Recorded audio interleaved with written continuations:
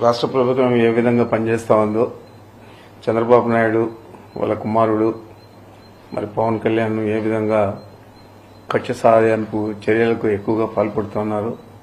గతంలో కూడా ఇదే మిథున్ రెడ్డిని అప్పుడు ఎంపీగా ఉన్న తరుణంలో ఎయిర్పోర్ట్లో ప్యాసింజర్లందరినీ కూడా ఇంటర్నేషనల్ ప్యాసింజర్లందరినీ కూడా వదిలేసి ఎయిర్ ఇండియా ఫ్లైట్ వెళ్ళిపోతే ఆ ఎయిర్ ఇండియా మేనేజర్ను నిలదీసినందుకు కొట్టాడని చెప్పి తప్పుడు కేసు పెట్టి అప్పుడు కూడా అరెస్ట్ చేశారు.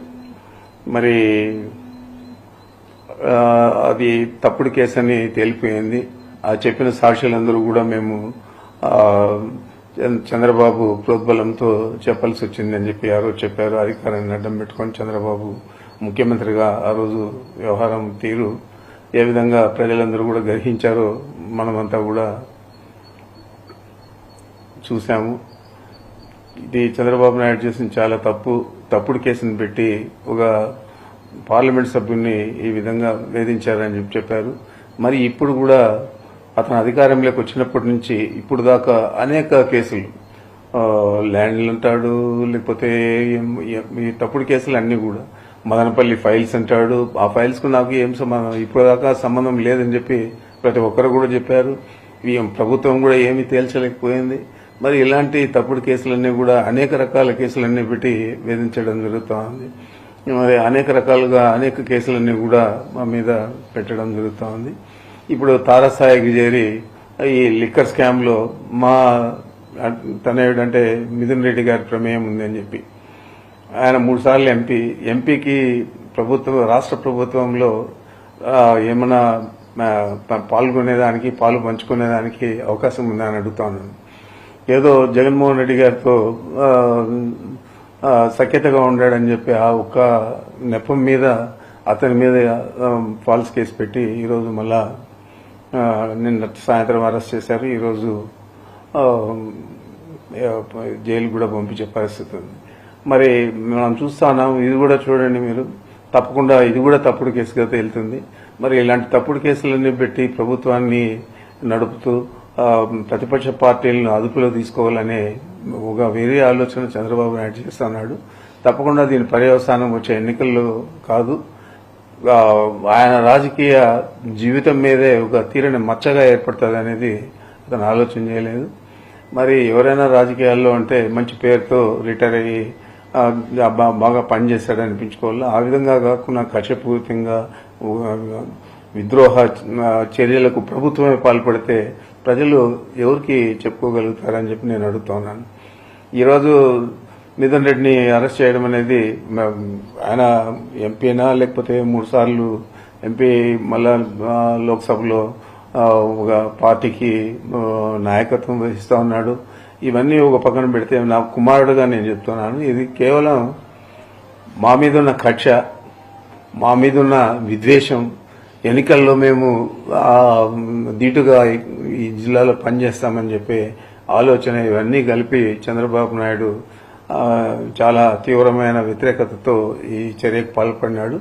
దీనికి తప్పకుండా ఈ జిల్లా ప్రజలే కాదు రాష్ట్ర ప్రజలు కూడా జవాబు చెప్తారు సమయం వచ్చినప్పుడు. నేనైతే దీని మీద చింతించడం లేదు. ఏదైనా కూడా మేము తప్పు చేయలేదు కాబట్టి అరెస్ట్ చేసినా కూడా ఆయన కడిగిన ముత్యంగా మళ్ళా బయటకు వస్తాడు. రాబోయే ఎన్నికల్లో మీరు ఏ విధంగా ఈ అపవాదులన్నీ కూడా ఈ అపకీర్తిని, మరి ఇట్లా అకృత్యాలను, ఇట్లా దుర్మార్గాలను మీరు ప్రజలకు ఏ విధంగా జవాబు చెప్తారో అనేది మీరు ఆలోచించుకోవాలని చెప్పి చంద్రబాబు చెప్తా ఉన్నా. ఏదేమైనా కూడా వైఎస్ జగన్మోహన్ రెడ్డి గారి నాయకత్వంలో వైఎస్ఆర్ కాంగ్రెస్ పార్టీ స్థిరంగా ఉంది. చాలా పట్టుదలగా ఇప్పుడు ప్రజలందరూ కూడా ఈ పార్టీని గెలిపేయాలని ఆలోచన చేస్తూ ఉన్నారు.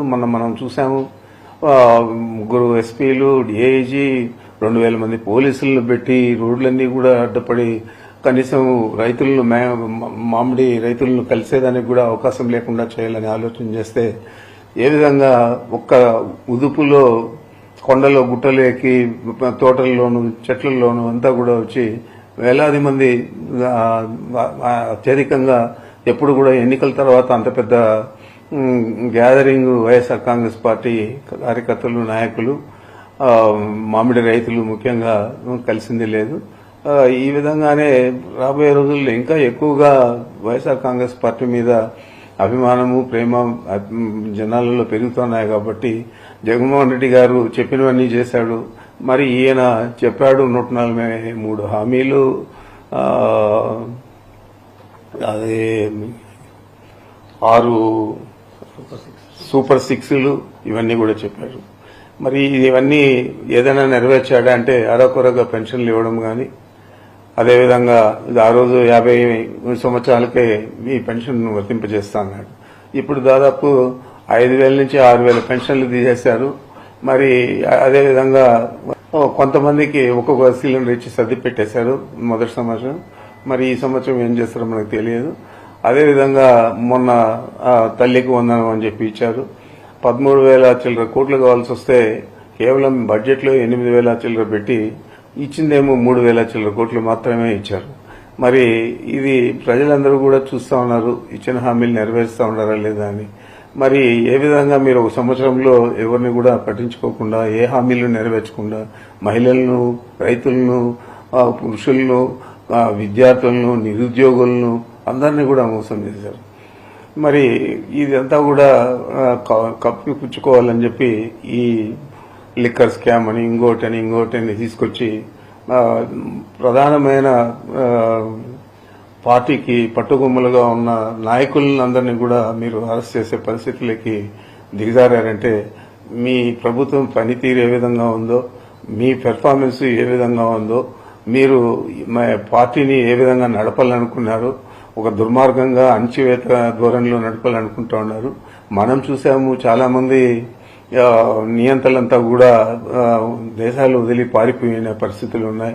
కొంతమంది అయితే స్వయంగా వారే సూసైడ్లు చేసుకున్న పరిస్థితులు కూడా ఉన్నాయి. మరి ఆ నియంత్రణ కంటే మీరేం పెద్ద నియంత్రణలు కాదు. మరి మీ పరిస్థితి ఏ విధంగా ఉంటుందో వచ్చే ఎన్నికల్లో చూద్దామని చెప్పి తెలియజేస్తాను.